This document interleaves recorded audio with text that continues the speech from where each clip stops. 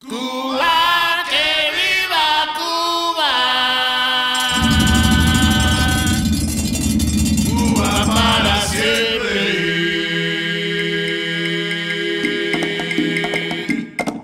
Cuba,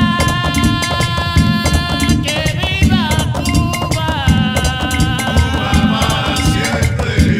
Cuba para siempre. Reflexiones de un mayómbero. Tata Ngombo.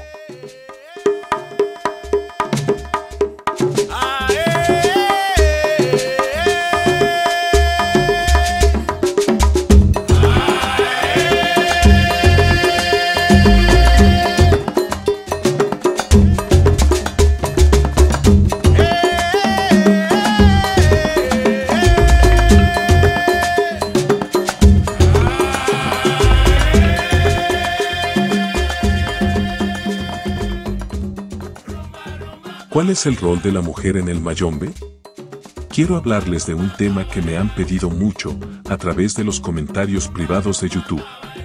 En su mayoría han sido mujeres quienes me han preguntado cuál es, desde mi experiencia, el papel de la mujer dentro de las tradiciones mayomberas. Y lo cierto es que esta no es una pregunta fácil. Es un tema delicado, que puede herir sensibilidades y generar malentendidos. Pero aún así, he decidido compartir mi opinión. No como una verdad absoluta, sino desde el lugar que me corresponde, mi crianza y las reglas que rigen el Munanzo en Bamsa en Pemba Quiñul en Toto. Por eso, les pido que escuchen estas palabras con madurez y con el respeto que merecen todas las tradiciones, incluso cuando difieren de las nuestras. Pero antes de comenzar, quiero invitarte a suscribirte a nuestro canal de podcasts en YouTube Mundo Yoruba para que no te pierdas nuestros próximos episodios, donde hablaremos de temas interesantes relacionados con la cultura y la religión. Si tienes alguna pregunta o sugerencia, déjalo en la sección de comentarios.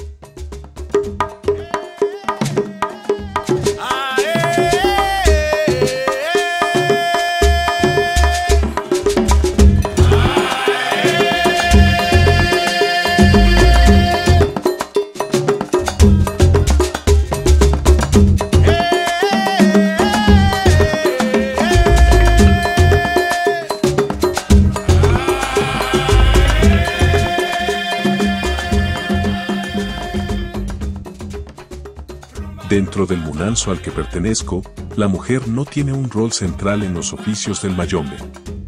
Su función, al menos en la línea ancestral que sostiene nuestra enganga mayor, se limita, y esto lo digo con todo el cuidado que merece, a traer al mundo al nuevo dueño del caldero.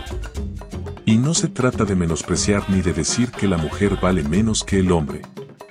Simplemente, así ha sido determinado por nuestros ancestros, quienes a la hora de escoger al sucesor del caldero, siempre preferirán a un hombre. Lo usual es que el primer hijo varón del tata sea el sucesor.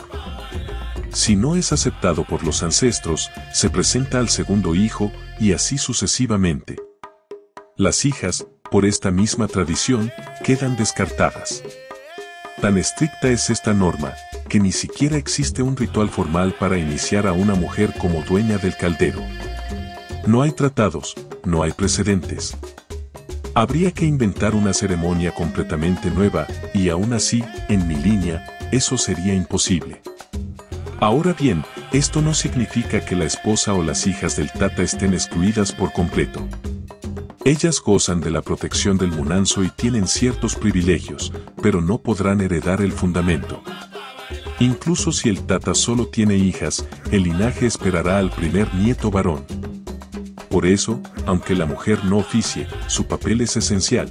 Sin ella, no habría quien traiga al mundo al nuevo tata. Y precisamente por esa importancia, dentro de mi Munanzo se honra con profundo respeto a todas las mujeres que han dado a luz a los herederos del fundamento. Son nuestras ancestras, guardianas silenciosas del linaje, y en cada ceremonia importante que realizamos, se les rinde tributo. Siempre habrá una atención especial hacia ellas, porque sin su sacrificio y su vientre, la continuidad de nuestro Munanzo no sería posible.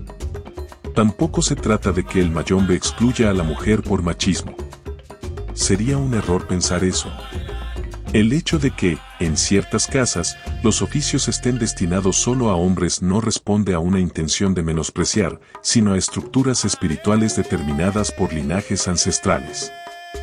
De la misma manera que existen conventos de monjas donde todas son mujeres, y eso no convierte a las monjas en hembristas, lo mismo ocurre aquí.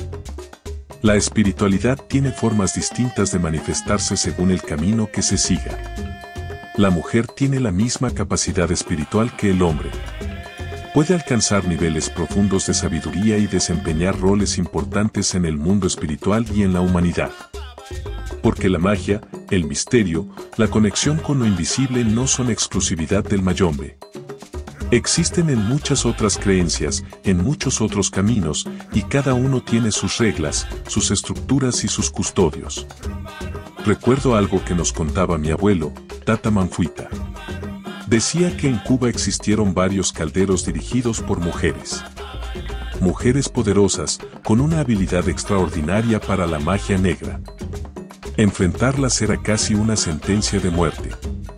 Pero, según él, eran casos muy raros. Esto ocurría únicamente cuando el Tata moría sin dejar un sucesor y su esposa tomaba el caldero y su secreto. Así, se convertía en la nueva dueña. Sin embargo, ese tipo de calderos no dejaban descendencia. El sacrificio que hacía esa mujer era tal, que debía renunciar a su fertilidad. Y cuando ella moría, moría también el fundamento. Es curioso cómo, en cierto sentido, la mujer puede ser tanto el principio como el fin del mayombe dentro de un linaje. Da inicio al traer al mundo al heredero, y puede darle fin al quedarse con el caldero cuando no hay sucesor. De hecho, de ahí nace una tradición en muchas casas de palo, la yaya debe estar presente en el rayamiento, simbolizando que está dando a luz a un nuevo iniciado.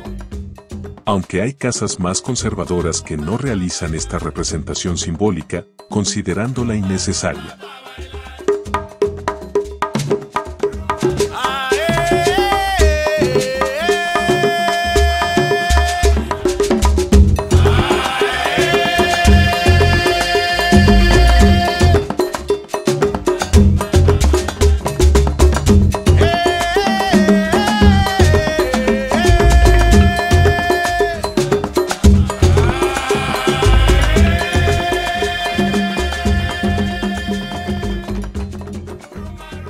Hoy en día, el panorama ha cambiado mucho.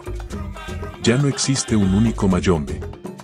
La universalización del culto, impulsada por su expansión global y también por el comercio religioso, ha dado paso a múltiples generaciones y ramas dentro del mayombe.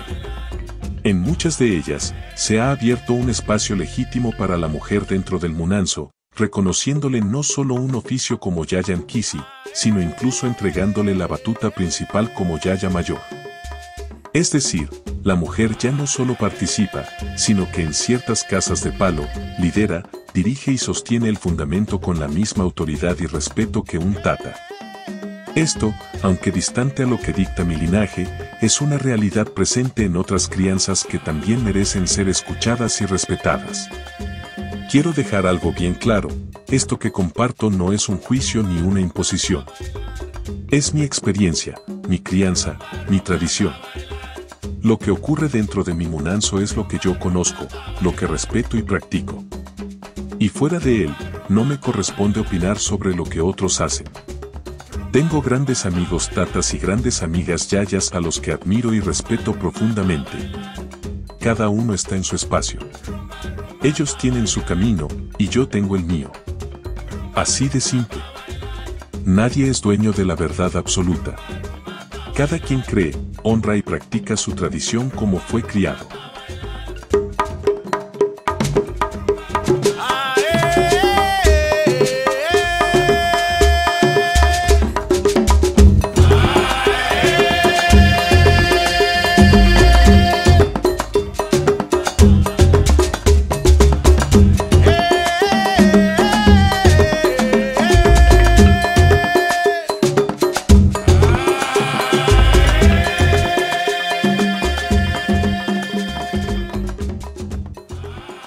Si te ha gustado este episodio y quieres apoyar nuestro trabajo, no olvides darle me gusta a este podcast y compartir con tus amigos y conocidos interesados en la espiritualidad y los cultos afrocubanos. Además, no te olvides de suscribirte al canal para no perderte ningún episodio. Déjanos tus comentarios y sugerencias para futuros temas en la sección de comentarios o en nuestras redes sociales. Nos vemos en el próximo episodio.